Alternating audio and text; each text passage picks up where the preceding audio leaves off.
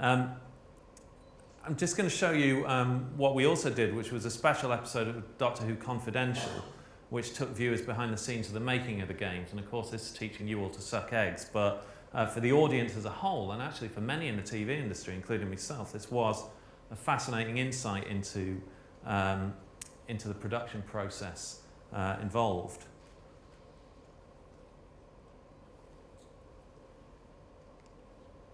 Ah, damn.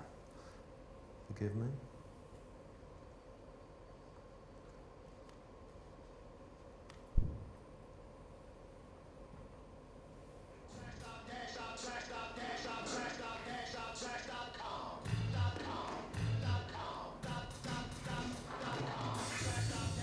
With 13 episodes to shoot this series, filming days are enough of a challenge, but it doesn't end there.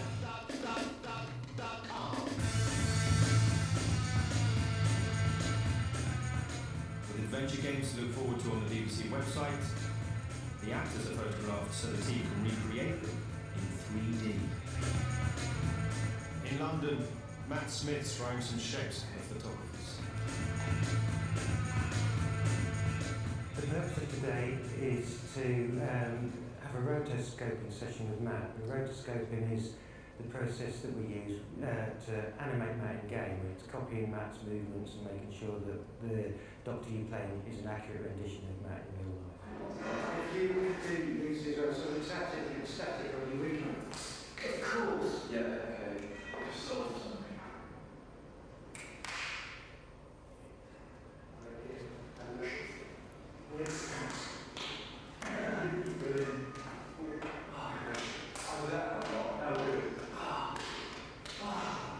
We had a photo session with Matt, and that is so that we can take his picture of his face and his hair and his costume and make sure that when we put that on the model it's again as accurate as it can be. So we asked Matt to do lots of turnaround shots in 45-degree increments, so we get it from all angles, pulling different expressions.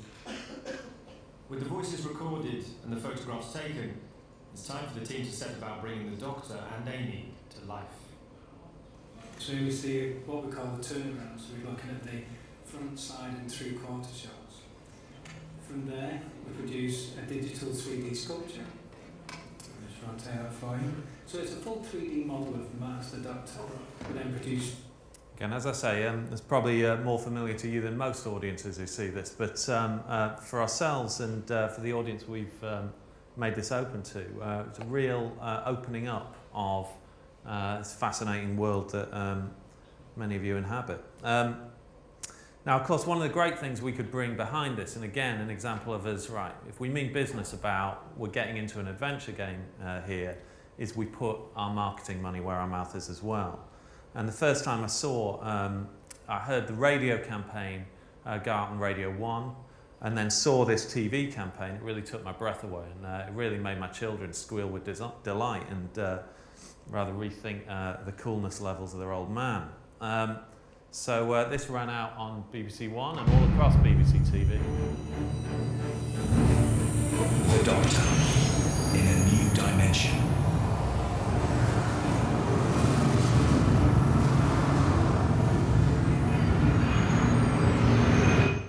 No, impossible. You take control in Doctor Who The Adventure Games. Run.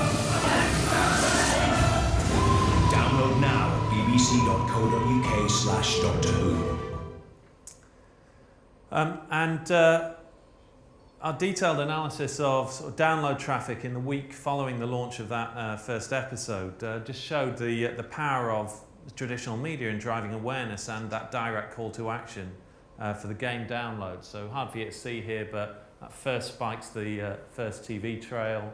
Then we know exactly these are all trails that happened on BBC One or CBBC, and each one of them drove quite a big uptake. Sort of maybe bleeding obvious, but I guess an interesting insight that shows, as you know, some people were talking about earlier, the continued power of combining these two media if you can get it right. We've had about 1.3 million downloads so far of the two episodes, and that is significantly higher than our more optimistic targets, not necessarily our wildest dreams, but we're really, really delighted with that. An analysis of the overall download traffic across the 2 episodes shows how surprisingly linear even this on-demand entertainment can be still, or at least for something like an adventure game of this type had to be downloaded in that way. It doesn't. I watched the Mushy Monsters, the fantastic Mushy Monsters presentation earlier, and was completely blown away by the kind of stats that Michael was putting up. You know, we watched with great interest what we were able to do here through the arc of the series, and as the promotion was working, I guess we're intrigued to see, we're launching episode 3 tomorrow, and that is not going to have the cover of Doctor Who running on BBC One as it goes out.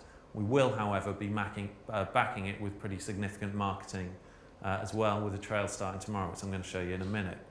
So it'll be interesting to see how those stats compare, really, and whether we're able to drive that kind of awareness, call to action, using only traditional media and traditional marketing, and the kind of word of mouth that hopefully we've generated already.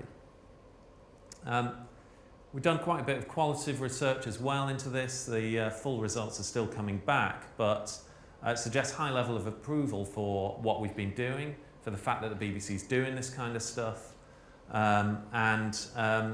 people seem to get the fact that this is not intended to just be a game, and is intended to be sort of richer in terms of the narrative, in terms of the storytelling, in terms of the cutscenes, in terms of the characterization and so on. I think people are surprised, with it being a free product, how good the graphics were. I think there are the odd quibbles about gameplay, particularly from more experienced gamers. But by and large, even those people forgive us for the fact that actually they see we're doing something new and something they want to see more of. And we were also blown away by the kind of reaction we had from press and industry to the adventure games. Because let's remember that this all came around April-May time, the announcements and the launch, at quite a sensitive time for the BBC as a whole, and for BBC Online in particular.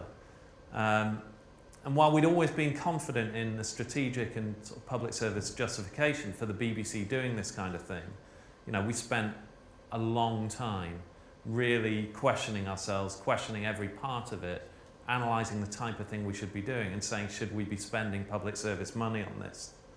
But it was still a risk, and it was a great relief to see that the press and you guys and the rest of the industry agreed with us that this was something we should be doing. So what next for the BBC? As I said earlier, we're looking to weed out some of the lower performing games on BBC Co UK and really make everything on the BBC website really high quality. And to, where possible as well, focus our future investment on fewer offers but of greater scale and ambition. And in children's and learning in particular, games are absolutely critical to the futures of those parts of the BBC. We're also working hard to improve how we work with developers. We have been a difficult organisation for many games companies and games developers to work with, but we're hoping to improve that. We're iterating a games API at the moment, which will support common shared features across all our games, like saving game state, high score tables, leaderboards, etc. And we're also reimagining how we present our games to audiences, looking to standardise our pages, starting to link them together, encouraging users to navigate between different areas of BBC Co UK, utilising different skills and being rewarded across the portfolio of stuff rather than just within an individual game. Carry on experimenting with TV and participation working together, not just online, but we're intrigued and excited about what IPTV may be able to offer us to really bring this stuff more directly aligned to the linear TV mass audience as they're watching. But back to Doctor Who, because we've still got 2 episodes to release, and I'm now going to give you a sneak preview of episode 3, which is simply called TARDIS, which is going to be released tomorrow, backed by this TV campaign.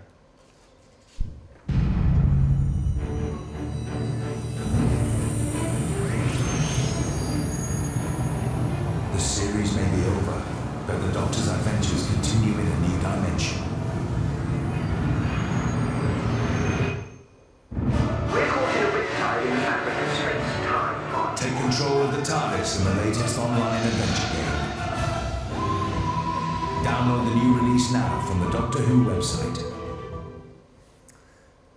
So the game's available to download on the Doctor Who website from tomorrow. It's free in the UK, and for the first time we're also releasing it internationally, although only paid for outside the UK. So we'll be able to identify where people are coming from and direct them to download from the commercial site.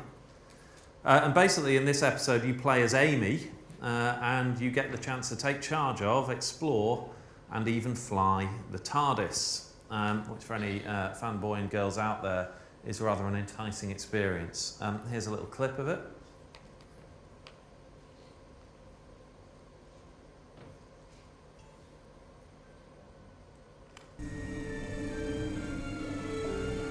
That's not true! Okay then, name one of your holidays that didn't end up in a big, mad disaster.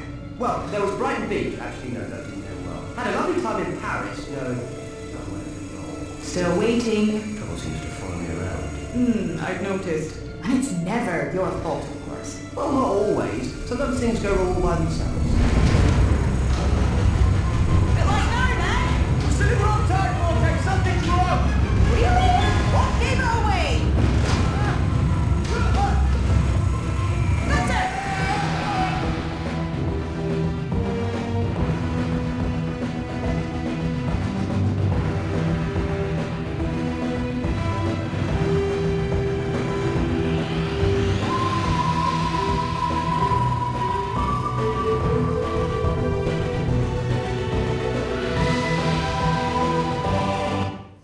Right, so, here... They're little and obvious touches, but of course including the credit sequence in there and so on just reinforces the fact that this is another Doctor Who episode, that you're in a whole story. That's what we're trying to encourage the audience to think. I'm now going to do something really stupid. I'm going to try and play the game on here.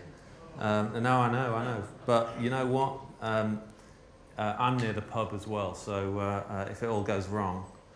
I've got... It's an encouraging start. I'm here.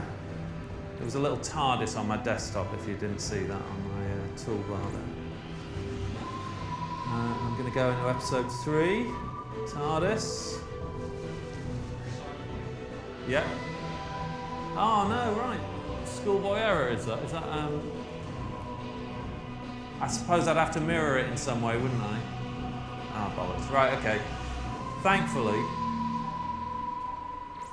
I didn't walk into that completely blind, so I do have a video version of what I was about to do. Well.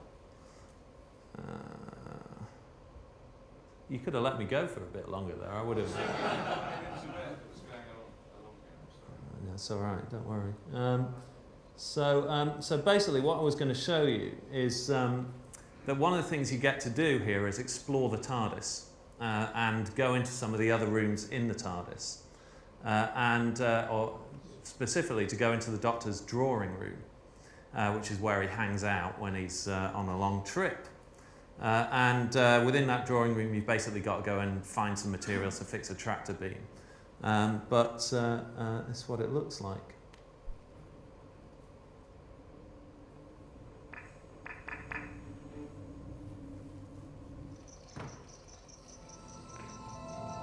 There's lots of clocks.